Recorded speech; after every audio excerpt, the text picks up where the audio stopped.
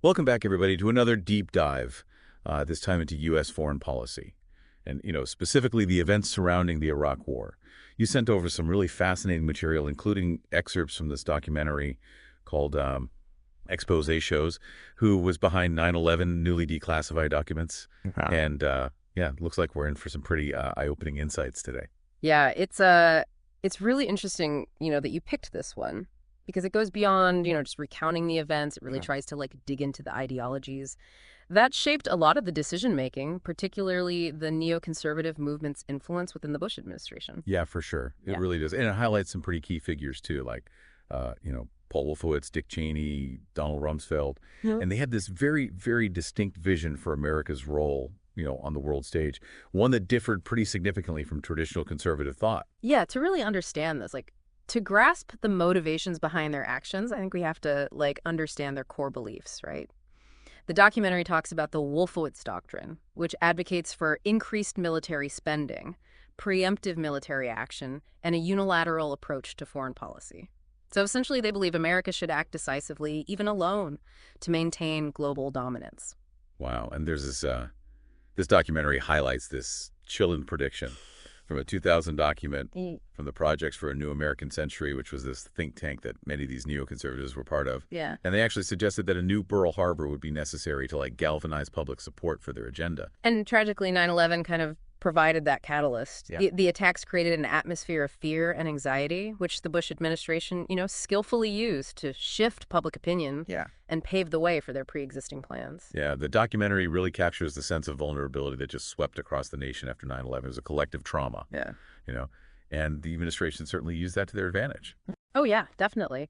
They crafted this narrative of a world divided between good and evil, framing the war on terror as this battle for the very survival of Western civilization. Think back to the Axis of Evil speech, lumping together Iraq, Iran, and North Korea as these existential threats. And there were constant warnings about Saddam Hussein's alleged weapons of mass destruction. All these tactics together created a climate of fear that made it way easier to justify aggressive military action. It's crazy how they managed to simplify complex geopolitical realities into such stark terms. It's like you're either with us or you're against us. It didn't leave much room for nuance. Exactly. And then there were tools like the color-coded terror alert system that played a role. Imagine constantly seeing those red alerts flashing on the news, just fueling this sense of perpetual anxiety, reinforcing the idea that danger lurked everywhere. So the documentary's arguing that this carefully constructed atmosphere of fear was crucial in drumming up public support for the invasion of Iraq. And they really delve into the administration's claims, the alleged links between Saddam Hussein 9/11 and those elusive WMDs. But was any of that intelligence actually accurate? That's where things get really interesting. The documentary reveals how intelligence reports were, to put it mildly, manipulated to fit a predetermined narrative. They explore the creation of the Office of Special Plans within the Pentagon, a unit that seemed less concerned with objective analysis and more focused on building a case for war regardless of the facts. They even interview former intelligence officials who claim that dissenting voices within the intelligence community were actively silenced. What's striking you as particularly revealing so far? Honestly, it's disturbing to see how easily a narrative can be shaped, especially when it comes to something as consequential as war.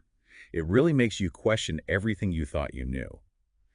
But the documentary's central argument is even more unsettling, that the Iraq War wasn't truly about WMDs or terrorism, but about securing American dominance in the region, particularly control over oil. Yeah, those are bold claims.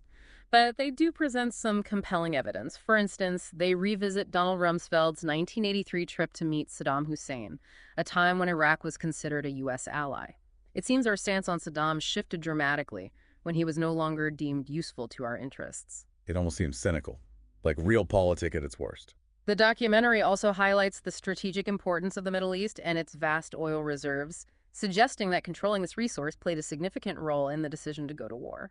It makes you think about how often economic interests are disguised as humanitarian interventions. But I think it's important to shift gears now and consider the human cost of this war, the lives shattered and forever altered. Absolutely. The documentary doesn't shy away from the devastating impact on soldiers and their families, and they share some truly heartbreaking stories. Like Fernando Suarez del Solar, whose son Jesus was one of the first American casualties in Iraq. His story is just gut-wrenching. And Stangoff, a retired Special Forces Master Sergeant, draws parallels between his experience in Vietnam and what his son went through in Iraq. It really underscores the cyclical nature of war and its lasting trauma. Yeah, it's true. The documentary reminds us that war inflicts deep psychological wounds on those who fight, wounds that often go unseen and unacknowledged. These are the hidden costs of war that we rarely discuss. Then there's Ma Benjamin's account of her trip to Iraq with a group of military families. She describes the disillusionment of soldiers who initially believed they were liberators, but increasingly felt like occupiers. It's a powerful reminder of the complexities of war and the unintended consequences of military intervention. It forces us to confront the gap between the idealized image of war often presented by politicians and the media, and the grim realities on the ground. Speaking of the media, the documentary takes aim at their role in shaping public perception of the war, critiquing the shock and awe spectacle, and what they see as a glorification of war. Do you think the media failed to provide adequate critical analysis of the conflict? It's certainly a valid criticism. Remember those flashy graphics of missiles and fighter jets? It was easy to get caught up in the spectacle. But the documentary argues that many media outlets presented a sanitized version of the war, downplaying the human cost and failing to adequately scrutinize the administration's claims. They claim that embedded journalists were often fed a controlled narrative, limiting their ability to report objectively. And the American public rarely saw the true horrors of the war. They point to staged backdrops for briefings and deliberate efforts by the Pentagon to control the message. It raises serious questions about the media's responsibility to challenge the official narrative, especially during times of war. And then there's the issue of civil liberties. The documentary is quite critical of the Patriot Act and the expansion of government surveillance in the name of security. It paints a rather bleak picture of how the war on terror eroded our freedoms. Think about the implications of suspending habeas corpus. Allowing for indefinite detention without trial, these are significant infringements on fundamental rights, justified in the name of combating terrorism. The documentary argues that the war on terror created a chilling effect on dissent, making people afraid to speak out against government policies. And let's not forget the economic consequences of endless war, something the documentary highlights extensively. They point to soaring military spending and a ballooning national debt, arguing that these costs have long-term implications for our economy. They even raise concerns about the potential for the U.S. dollar to lose its status as the world's reserve currency, a development that could have catastrophic consequences for our economic stability. It's all pretty sobering stuff. But the documentary doesn't just leave us with doom and gloom. It ends by challenging us to think critically about patriotism and its relationship to dissent. They argue that true patriotism isn't about blind obedience, but about holding our leaders accountable and actively participating in our democracy. It's a call to be informed and engaged citizens. They offer inspiring examples like Gandhi and Martin Luther King Jr., who challenged the status quo through peaceful resistance and unwavering commitment to their principles. It reminds us that dissent can be a powerful force for positive change. So what are your initial thoughts on all of this? What resonates with you so far? For me, it's a stark reminder to always question the official narrative, especially when it comes to matters of war and peace. We need to be critical thinkers, not passive consumers of information. And that leads to a crucial question.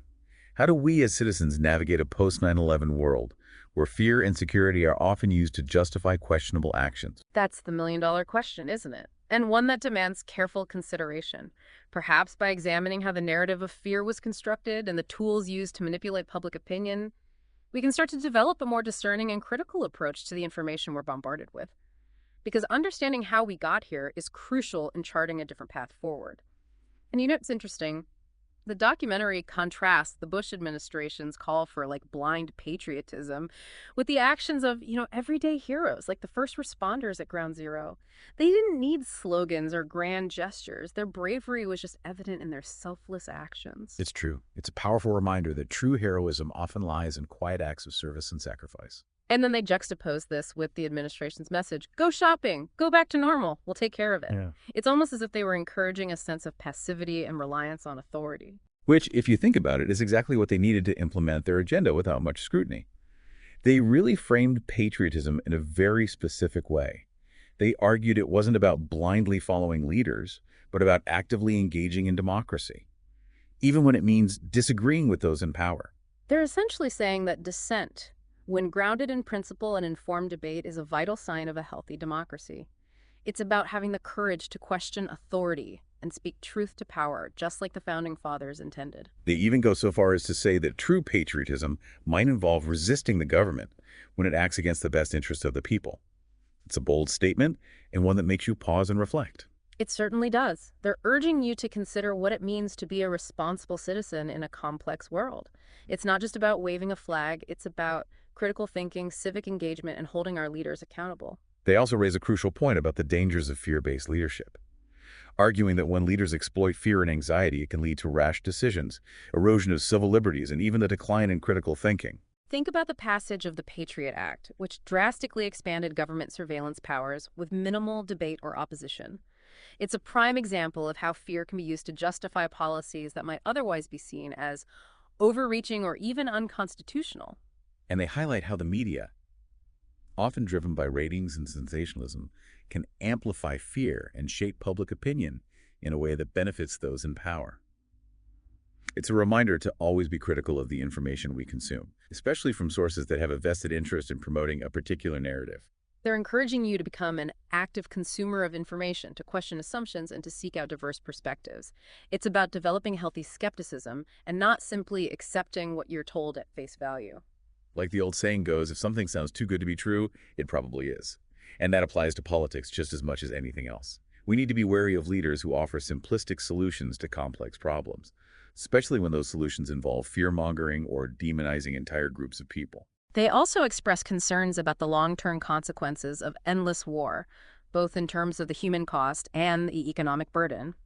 They argue that a nation constantly at war can become increasingly militaristic, sacrificing civil liberties and democratic values in the name of security.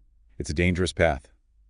The documentary cautions that the United States, with its vast military power and global reach, needs to be especially careful not to fall into this trap. They suggest that a more sustainable approach to national security involves diplomacy, international cooperation, and addressing the root causes of conflict rather than resorting to military force. It's about creating a more just and equitable world, which ultimately benefits everyone. And they emphasize the importance of investing in education, healthcare, and social programs as essential components of national security. They argue that a healthy and well-educated population is more resilient to threats, both internal and external. They're reminding you that true security goes beyond military might. It also involves economic well-being, social justice, and a commitment to democratic values. That's a message that resonates deeply today, wouldn't you say? Absolutely. In a world facing complex challenges like climate change, economic inequality, and political polarization, we need leaders who inspire hope, foster dialogue, and build bridges rather than stoke fear and division. It's a tall order. But the documentary emphasizes that we, the people, have a responsibility to demand better from our leaders. And they offer inspiring examples of individuals who stood up for what they believed in, even when it was unpopular or dangerous. They highlight figures like Martin Luther King Jr., who challenged racial injustice through peaceful protest and unwavering commitment to his principles. And they point to Gandhi, who led India to independence through nonviolent resistance against the mighty British Empire. It's a reminder that courage, compassion, and a belief in the power of truth can overcome seemingly insurmountable obstacles. These individuals understood that true patriotism isn't about blind allegiance to a flag or a political party. It's about standing up for what is right, even when it's difficult. And they remind us that we all have a role to play in shaping a better future, both for our nation and for the world. It's about engaging in our communities, speaking out against injustice, and working together to build a more just and equitable society. So what does this all mean for us here and now? How can we apply these lessons from history to the challenges we face today? For me, it's a powerful call to action. It's a reminder that we can't afford to be passive observers in our democracy. We need to be informed, engaged citizens who are willing to question authority and hold our leaders accountable. And it's about recognizing that true patriotism doesn't require you to agree with everything your government does. It's about being willing to dissent, to offer constructive criticism, and to work toward a better future even when it's difficult. It's about remembering that we, the people, are the ultimate source of power in a democracy. And that we have a responsibility to use that power wisely and justly. It all comes back to that question of individual responsibility, doesn't it? We can't just sit back and expect someone else to fix all the problems we see, out there in the world. It requires each of us to be like active participants in shaping a better future. Absolutely. And I think that begins with being informed and engaged citizens. Taking the time to understand the issues, challenge your own assumptions. All and right. seek out, a range of perspectives. It may not always be comfortable, but it's essential for a healthy democracy. Yeah, the documentary really drives home that point, that democracy isn't a spectator sport.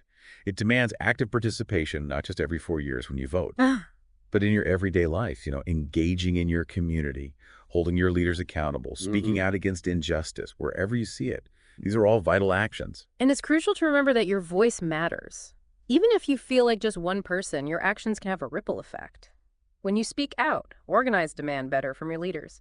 You inspire others to do the same. The documentary really challenges us to rethink the entire concept of patriotism. They argue that true patriotism isn't about blind allegiance or unquestioning support for the government. It's about loving your country enough to hold it to a higher standard, to push it to truly live up to its ideals. They make a compelling case that dissent, when rooted in principle and informed debate, is a vital expression of patriotism. It's about wanting what's best for your country, even if that means criticizing those in power.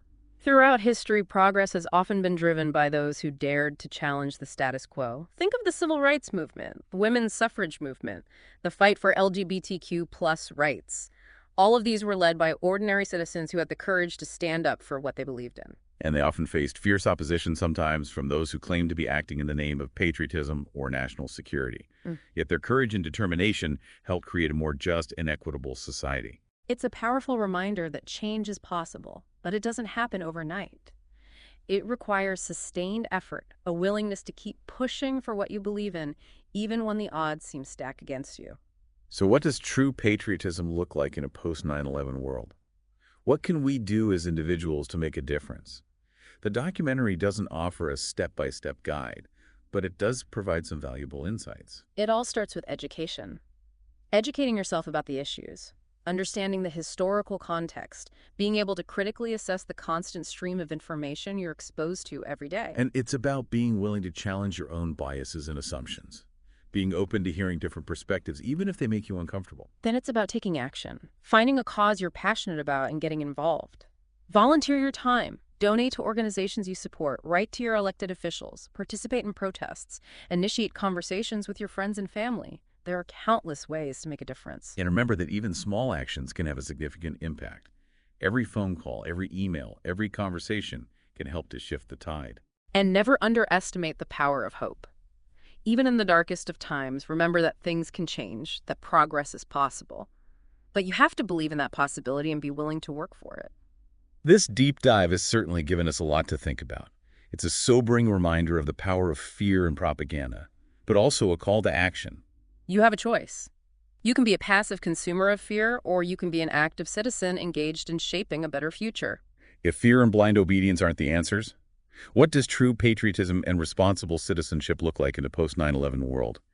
This deep dive has given you a lot to ponder. Take some time to reflect on what you've learned and keep asking those tough questions. Until next time, keep diving deep.